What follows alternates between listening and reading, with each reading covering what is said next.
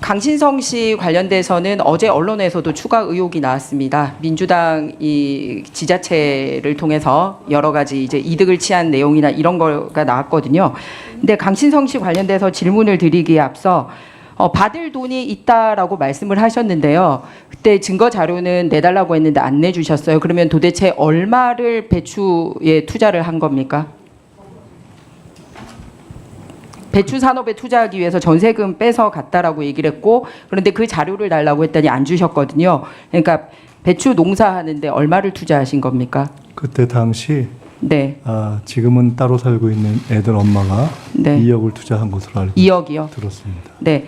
왜 그러냐면 제가 어제 그 우리 의원들이 농업기술센터에 문의한 결과 그 배추 농사가 보통 석 달이 한철이거든요. 그런데 300평에 이 석 달을 하면 370만 원을 받을 수 있다라고 얘기를 했습니다. 그래서 도대체 얼마를 투자해서 얼마를 받았는지에 대해서 했는데 증여 자료를 안 냈기 때문에 여쭤본 겁니다. 그러면은 그 돈은 다 돌려받으셨습니까? 100%?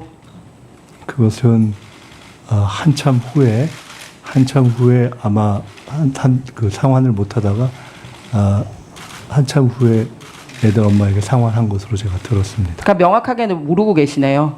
그러니까 강신성 씨와의 동거래 내역이 또 투명하지 않은 게 어제 추가로 드러난 겁니다. 배추값 투자 같은 증거 자료를 낸 적이 없으니 그리고 언제 받았는지 이런 부분이고요. 증거 자료를 제공할 수 있는 내용이 아닙니다.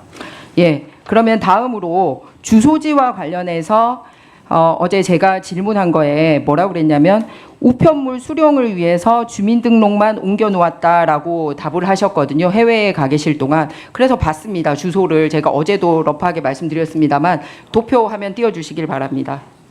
예. 실제로 해외에 나가 있던 기간이 아닌데 거기 주소를 옮겼더라고요. 저기 보시면은. 네. 그러면은 저기가 주소가 아니면 실제 어디에 사셨습니까? 어느 시기를 말씀하시는 건지 지금 특정해 저기에 주시기 바랍니다. 계속 저게 머무르고 있다라고 나오는 시기 전체를 얘기하는 겁니다. 2008년 그리고 2011년 이렇게 본인이 심지어는 다른 가족들도 다 주소지를 두고 있습니다. 그러니까 첫 번째 질문은 해외에 나가 있을 동안 우편물을 수령하기 위해서 거기에 주소를 뒀다라고 얘기를 하셨는데 지금 제가 도표를 만든 거는 김인석 후보님과 가족들이 해외에 나가 있지 않는 시기에 주소를 강신성 씨 그 오피스텔에 뒀던 시기를 얘기하는 거거든요. 그리고 어제 답변 중에는 주소지만 뒀기 때문에 거기에 합당한 대가를 지불한 적이 없다고 말씀을 하셨습니다. 그런데 보니까 전 배우자나 그리고 어린아이였던 장녀와 장남도 계속 거기에 주소를 두고 있습니다. 한국에 머무를 동안에. 그런데 그 후보님은 여기에 주소만 뒀지 뭐 나 여기에 있지 않았다라고 얘기했는데 그러면 후보님은 실제 주소지가 어디입니까? 혹시 그렇다면은 당시 전화 전 배우자와 가족들이 실제 거주했던 다른 장소가 어디 있었는지 혹시 확인이 되셨습니까? 아니 그거를 확인을 해주셔야죠. 왜냐하면 저한테 제출하신 자료에 의하면 이렇게 되어 있습니다. 이미 답변을 드렸습니다. 저 당시에는 이미 제가 해외에 나가서 유학하는 것 때문에 그 당시에 가족들이 해외에 나가 있어서 국내에 집이 없던 시기여서 제가 일시 귀국을 하거나 또는 제가 아닌 다른 가족들도 국내 주소를 아마 거소를 주소 우편물 수령 등의 이유로 아마 거기에 했었을 것이다라고 말씀드렸기 때문에 그 당시에 제가 살고 있는 다른 어떤 그러면은 제가 후보님께서 직접 일입니다. 공식적인 석상에서 한 발언으로 말씀을 드리겠습니다. 2008년 10월 30일 최고위원 회의에서 직접 하신 말씀입니다. 2008년 초에도 2008년 2월 3월에 가족들이 귀국하게 되어 있었는데 오피스텔에 혼자 있었고 여기서 오피스텔에 혼자 있었고는 후보님 말씀하십니다. 내가 오피스텔에 혼자 있었고 그런데 가족들은 2008년 2월 3월에 귀국하게 되어 있어서 거주할 집도 없었던 와중에 어떤 분께서 전세금이라도 하라고 1억 5천만 원 가량을 보내줬다. 이렇게 발언하는 게 나옵니다. 네, 맞습니다. 예. 그래서 본인도 오피스텔에 있었다라는 게 나오고 가족들도 그때 귀국했다라는 게 본인 입으로 얘기를 하고 있고 예정되어 있었다고 표현되지 않았습니까?